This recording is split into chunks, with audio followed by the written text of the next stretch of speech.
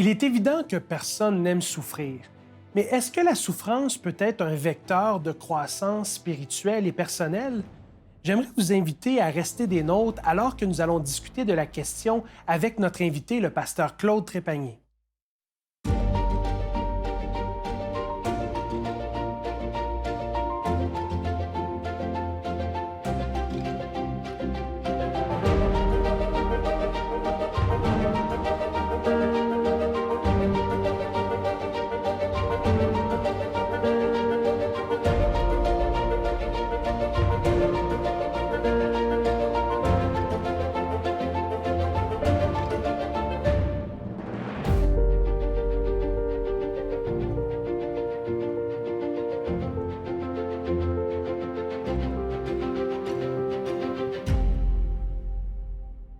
J'aimerais vous souhaiter la bienvenue à l'émission Elle est écrit. Aujourd'hui, nous poursuivons notre série d'émissions sur la thématique de la souffrance. Et aujourd'hui, avec mon invité du jour, le pasteur Claude Trépanier, nous allons aborder la question de la souffrance en lien avec la croissance spirituelle et personnelle. Bonjour Claude. Bonjour Patrick. C'est un plaisir de t'avoir sur le plateau ici à l'émission Elle est écrit. Nous allons poursuivre notre série d'émissions, la troisième de trois sur la question de la souffrance. Puis d'entrée de jeu, j'aimerais te poser la question suivante, à savoir, est-ce que la souffrance peut être un vecteur ou un catalyseur de croissance spirituelle et même personnelle?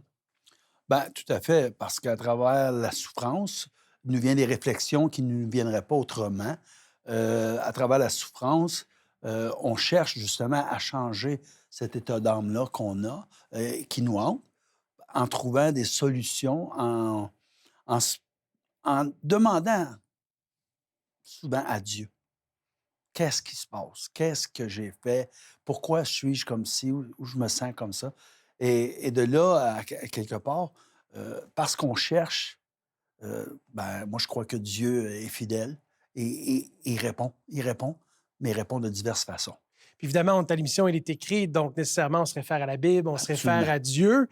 Euh, Peut-être pour aider nos auditeurs qui se joignent à nous et qui ont possiblement pas écouté les deux émissions précédentes, à l'origine, on a parlé justement de l'origine de la souffrance. Ouais, Donc, Dieu, c'était pas sa volonté que la souffrance se manifeste, mais il en a assumé la responsabilité. Il a pourvu à une voie échappatoire. Puis en même temps, dans la deuxième émission, on s'est assuré de présenter Dieu à sa juste valeur, c'est-à-dire que malgré la souffrance, Dieu reste amour et accessible pour nous tous.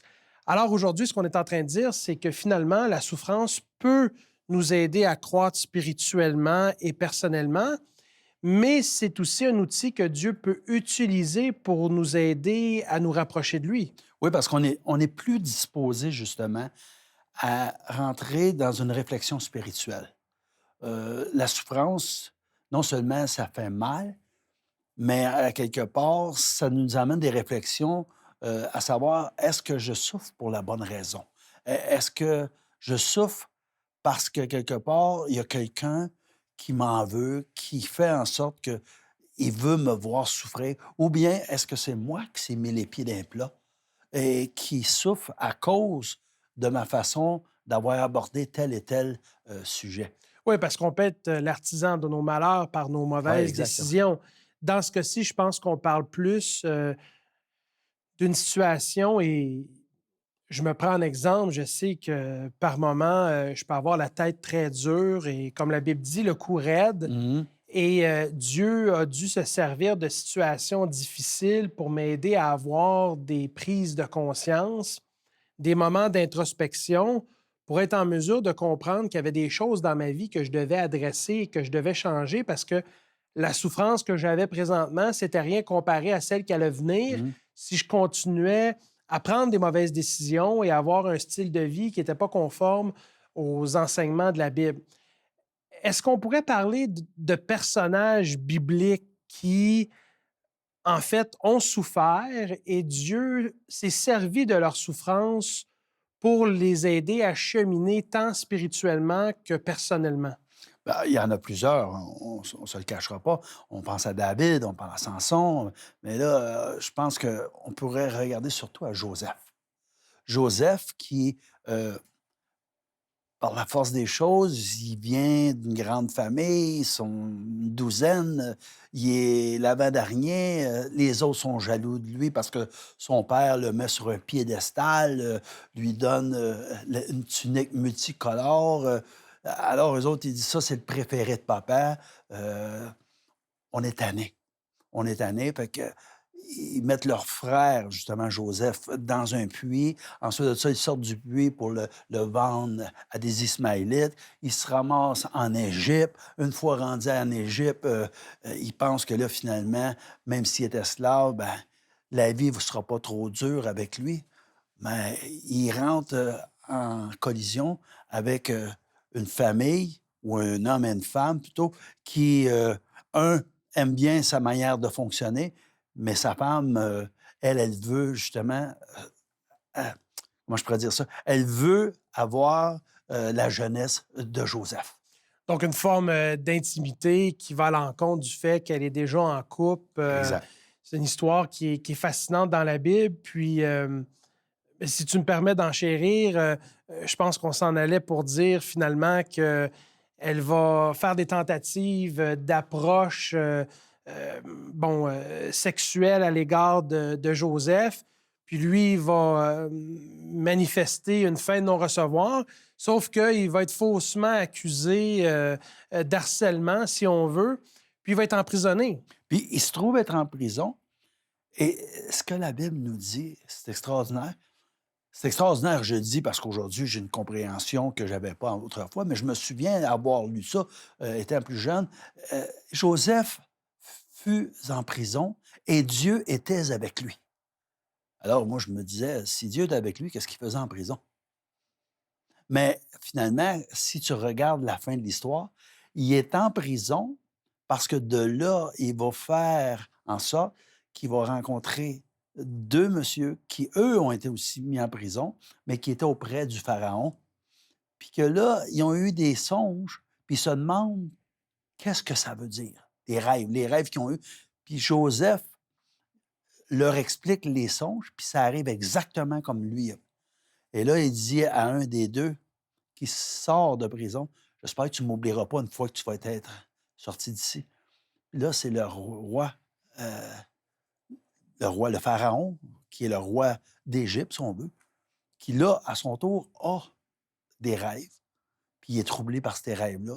Puis là, justement, ce prisonnier-là qui a été libéré se souvient de Joseph et au final, Joseph a l'opportunité d'aller expliquer au Pharaon la nature de ses De rêves. ses rêves, effectivement. Et corrige-moi si je me trompe, parce que c'est une histoire qui a vraiment frappé l'imaginaire de tous et chacun qui ont Ouais. pris le temps de la lire dans la Bible. Il y a même eu des films pour enfants, des livres qui ont été écrits sur la vie de Joseph. Mais il se trouve être récompensé par le Pharaon pour finalement se retrouver dans une posture d'autorité très importante. Puis il va être l'artisan qui va être en mesure de sauver sa famille selon la volonté de Dieu. Mais ça me fait réfléchir, cette histoire-là. Je suis content qu'on en parle parce que je vois qu'il y a une distinction entre souffrir selon la volonté de Dieu, qui certainement n'est pas facile, n'est pas évident, puis Mhm. on se questionne, puis on ne comprend pas. Puis souffrir dans notre vie parce que, justement, comme on l'a dit plus tôt, on est artisan de nos propres malheurs, puis on subit les conséquences de nos mauvais choix. Exact. Et Exact. là, je pense que pour nos auditeurs, pour toi et pour moi, il y a vraiment une distinction à faire. Corrige-moi si je me trompe, mais c'est quand même honorable de souffrir dans une certaine mesure pour la cause de Dieu, donc pour ce qui est bien. Exact. Exact. Si on peut le lire, justement, dans 1 Pierre, chapitre 4, versets 15 et 16, on parle justement de cette réalité-là dont tu parles. 1 Pierre, chapitre 4.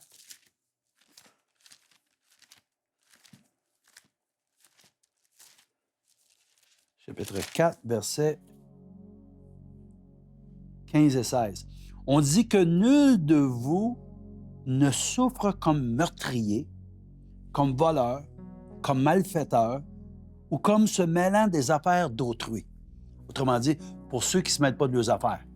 Right? Mais si, comme chrétien, qu'il n'en rougisse pas. Si tu souffres comme chrétien, Pierre dit qu'il n'en rougisse pas, qu'il glorifie plutôt Dieu à cause de ce nom.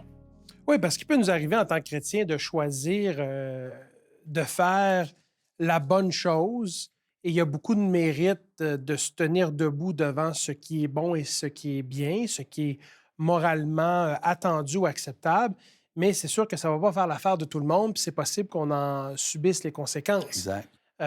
Au final, je pense que pour les chrétiens, c'est quelque chose qui difficilement est acceptable parce que personne de nature veut souffrir, mais parce qu'on comprend la volonté de Dieu pour nous et nécessairement on comprend son amour pour chacun d'entre nous, ben on est prêt à souffrir un instant pour justement que sa cause soit avancée ou que sa cause progresse.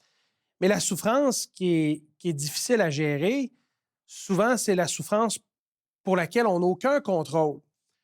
Tu sais, je veux dire, si on accepte de se responsabiliser, puis on prend de mauvaises décisions, puis on en subit les conséquences, à un moment donné, on peut avoir une prise de conscience de dire, mais là, j'ai personne à blâmer sauf moi-même. Mais devant une souffrance qui est inexplicable, où on n'a pas le pourquoi, qu'est-ce qu'on peut faire en tant que chrétien? Bien, pour moi, comme tu avances, on parle d'une souffrance qui est injuste. On dit pourquoi est-ce que ça m'arrive? Mais finalement, on voit que Joseph, je veux revenir à Joseph, il souffre d'une injustice que lui n'a pas demandé. Mais quand il se ramasse deuxième en Égypte, le second du Pharaon, c'est lui qui gère toute l'Égypte parce qu'ils sont en famine pendant 7 années, puis il l'avait prévu à travers le rêve du Pharaon. À un moment donné, il fait revenir, comme tu disais tantôt, ses frères, les sauve, les fait venir en Égypte, puis il s'assure qu'il manque de rien. Puis là, ses frères sont un petit peu comme abasourdis par tout ça. Nous qui avons essayé de le tuer, c'est lui qui vient nous sauver maintenant. Ben oui, Dieu qui a pris une situation qui était désastreuse, puis finalement qui en a fait quelque chose de beau selon sa volonté pour sauver à la fois Joseph et sa famille. Et c'est ce que nous dit, c'est ce que nous dit le texte dans Genèse. Lorsque le père, Jacob, va mourir, les frères disent, à cette heure que le père est plus là, maintenant que le père est plus là, c'est certain qu'il va nous faire payer ce qu'on lui a fait endurer. Puis Joseph, si je peux le lire dans Genèse, chapitre 50, verset 19 à 20, Joseph leur dit, « Soyez sans crainte. » Il dit ça à ses frères, « Soyez sans crainte. En effet, suis-je à la place de Dieu? » Il dit, « Vous aviez formé le projet de me faire du mal. » Il dit ça à ses frères. Là. Dieu l'a transformé en bien pour accomplir ce qui arrive aujourd'hui et pour sauver la vie d'un peuple nombreux. Mais je pense qu'il y a quelque chose d'encourageant là-dedans nécessairement parce que pour le chrétien, puis je me prends en exemple, par moments, quand je suis dans la souffrance, j'ai de la misère à voir plus loin que mon nez. En fait, c'est tellement noir, c'est tellement envahissant, puis la souffrance, quand on est dedans, on a de la difficulté à penser à l'autre. On est vraiment dans un repli vers soi-même et dans notre problématique, dans notre épreuve. Oui, puis on chiale, puis on dit « Pourquoi moi? Pourquoi moi? Pourquoi Oui, ça puis on a m'arrive? » tendance à se victimiser, à s'apitoyer sur son sort et tout. Mais en même temps, ce que j'aime de l'histoire de Joseph, c'est que quand on regarde l'ensemble du récit, puis on arrive au point culminant à la fin, puis on regarde toute l'histoire de reculons, en commençant par la fin, on voit que chacune des épreuves et des souffrances auxquelles il a été confronté, ça a été une occasion pour lui de consolider sa relation avec Dieu. Fait que moi, je me dis, pour les auditeurs qui nous écoutent, pour toi et pour moi, certainement une des choses qu'on peut faire en tant que chrétien dans la souffrance, devant le sentiment d'impuissance, c'est de dire, ben Seigneur, je vais me concentrer sur ce que je peux contrôler.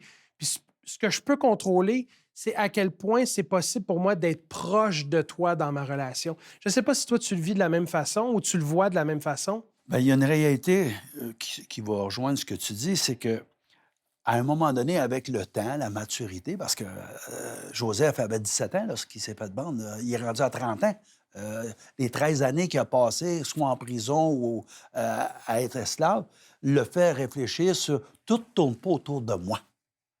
Tu son père l'avait amené à être sur un piédestal, puis ça lui avait monté un petit peu à la tête, puis il faisait pas trop, l'unanimité avec ses frères parce que finalement, ses frères disaient: «Hey, le préféré, nous autres, on fait ceci, on fait cela. Toi, tu vas te plaindre à notre père, puis tu lui dis ce que nous, on a fait, puis ce qu'on n'a pas fait, puis ce qu'on aurait dû faire».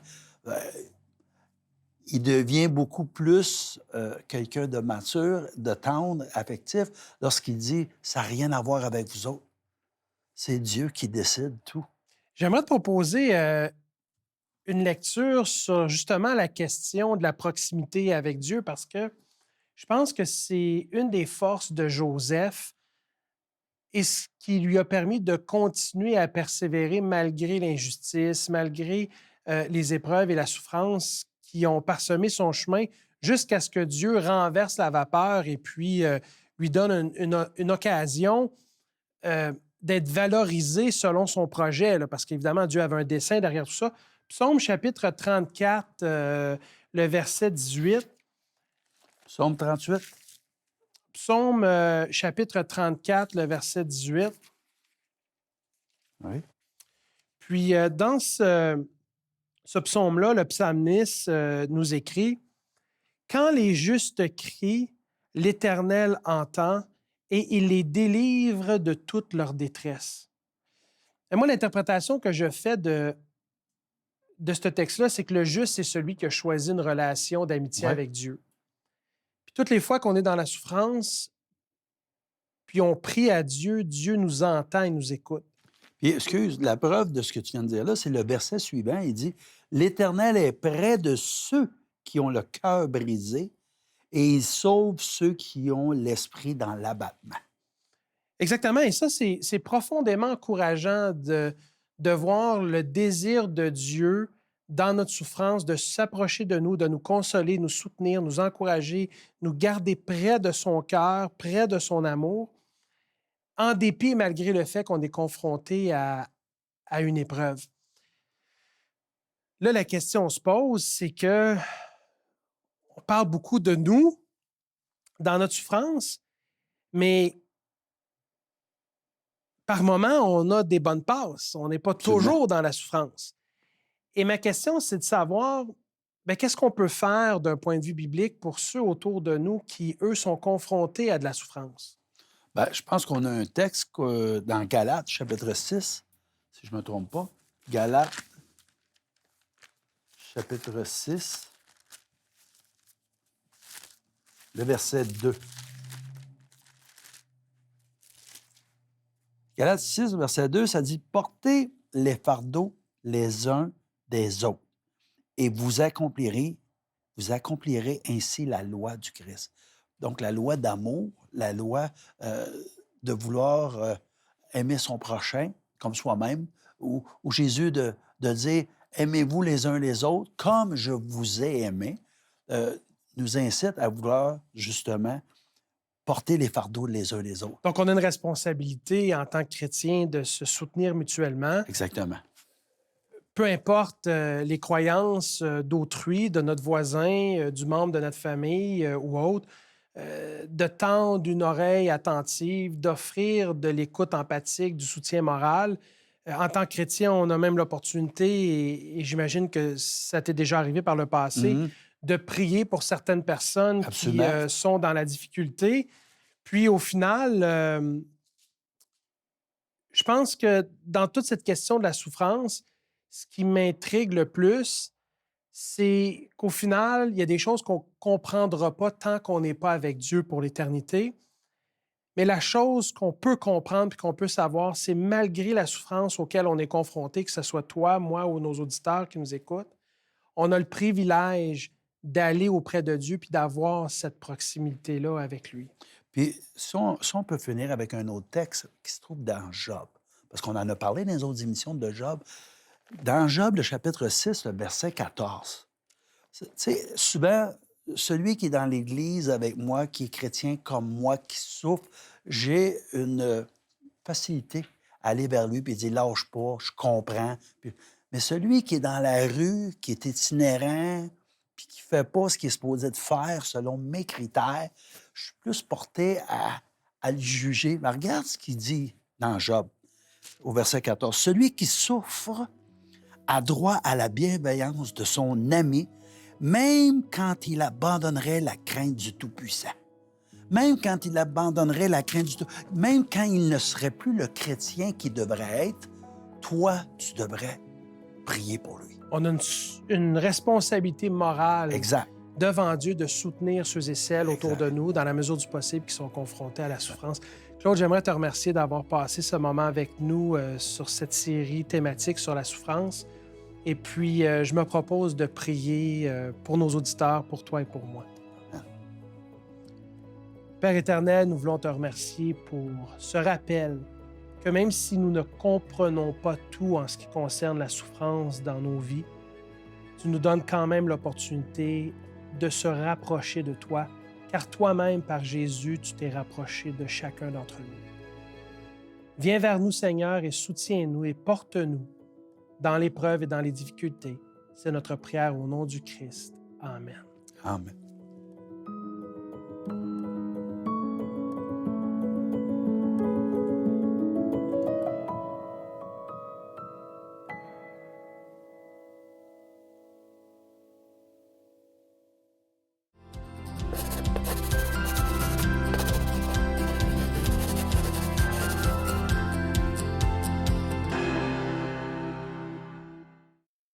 Bonjour Alberto. Bonjour Lydia. Alors aujourd'hui, on a abordé un sujet qui touche tout le monde finalement, Ouais, la mais qui est souffrance. parfois difficile. Mm. Et donc, on offre un petit livre qui est un essai. Donc, c'est un travail, c'est un livre qui est peut-être un petit peu plus difficile à lire que d'habitude, on offre des livres qui sont assez faciles à lire. Celui-là, il y a certains chapitres qui peuvent être un peu difficiles, mais par contre, toi, tu l'as lu, alors tu vas pouvoir nous en dire un peu davantage. Oui. Comme tu dis, je crois qu'il y a certaines pages qui se lisent quand même assez bien. Cependant, il y a des bouts, il y a des phrases, des paragraphes en fait à relire, tout simplement, à cause des mots, le langage utilisé, la structure des phrases et le sujet, qui n'est pas évident. C'est ça, le livre qui a pour titre L'énigme de la souffrance nous présente, a pour but de nous présenter d'un point de vue certainement biblique, mais aussi un aspect philosophique qui va se promener tout au long du livre. Il va nous présenter l'origine du mal, en fait, du point de vue biblique. Il va nous parler justement également de l'histoire de Job. Oui. Il y aura un chapitre qui va être justement parler de plusieurs types au genre de souffrance, justement. Souffrance utile, souffrance qu'il appelle scandaleuse. Qui traite surtout pourquoi les enfants souffrent, finalement. Puis il y a aussi un chapitre sur la souffrance de Christ. Donc c'est assez complet, même si c'est un petit livre pas trop épais, mais en tout cas bien complet. Voilà. Et donc, justement, de là, on apprend juste une petite pensée que même les justes, lorsqu'on pense à Jésus, même les justes souffrent. Donc, pour un modeste prix... Oui, 15 $ plus les frais de poste, on peut se procurer l'énigme de la souffrance. Merci, Lydia. De rien. Pour effectuer votre commande, écrivez-nous à Il est écrit, casier postal 99, succursale Rosemont, Montréal, Québec, H1X3B6. Si nous disons que nous n'avons pas de péché, nous nous séduisons nous-mêmes, et la vérité n'est point en nous. Si nous confessons nos péchés, il est fidèle et juste pour nous les pardonner et pour nous purifier de toute iniquité. Première épître de Jean, chapitre 1, versets 8 et 9.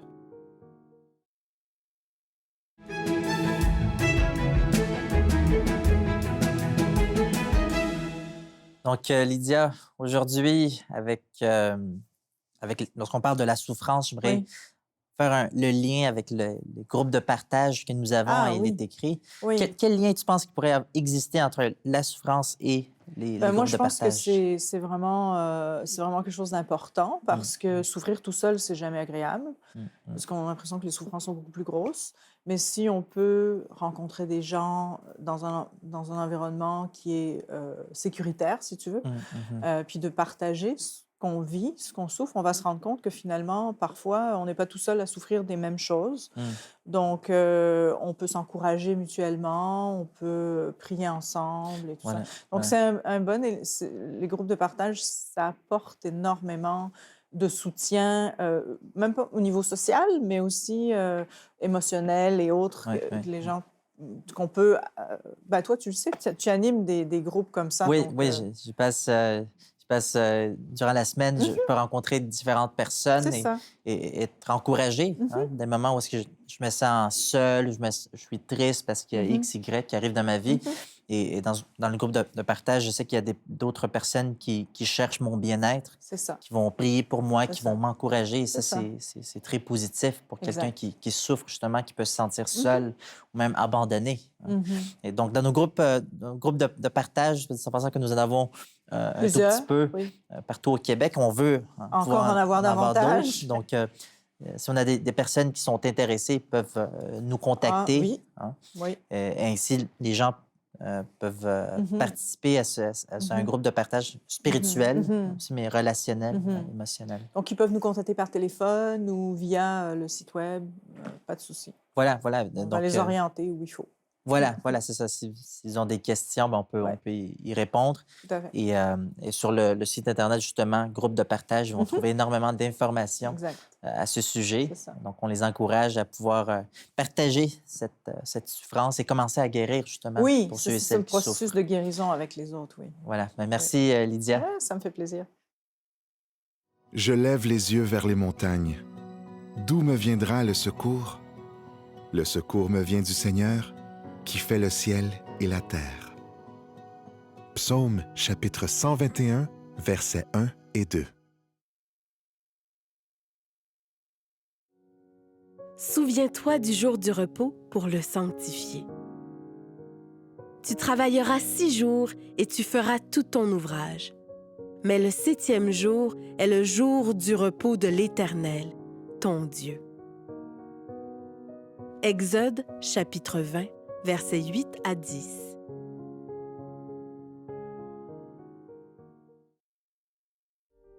J'aimerais vous remercier d'avoir été des nôtres aujourd'hui et si vous aimeriez visionner les émissions antérieures sur la thématique de la souffrance, sachez qu'ils sont disponibles au www.ilétécrit.tv.